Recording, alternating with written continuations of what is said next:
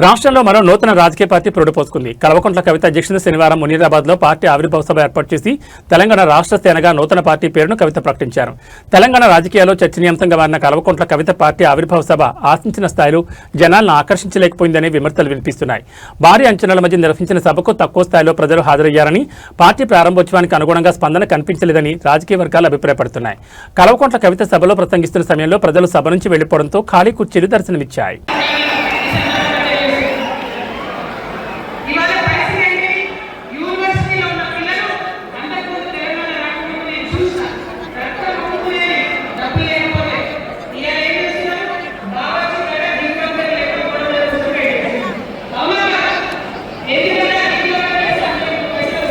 పవిత్రంగా చూడాలి. గుడిని ఎంత పవిత్రంగా చూస్తామో బడినంత పవిత్రంగా చూడాలి. కాబట్టి నేను ఒక మాట అంటున్నా, ప్రతి ఊర్లో ఒక బడి ఉండాలి, ప్రతి తరగతికి ఒక టీచర్ ఉండాలి, ప్రతి ఊర్లో ఒక బడి ఉండాలి. Don't propose without proposal. So నేను కొన్ని ప్రపోజల్స్ తెలంగాణ ప్రజల ముందు పెట్టాలనుకుంటున్నాను. నేను ఈ 3 పార్టీలు అధర్మంతో నిండిపోయినాయి, అవినీతితో నిండిపోయినాయి, బంధుప్రీతి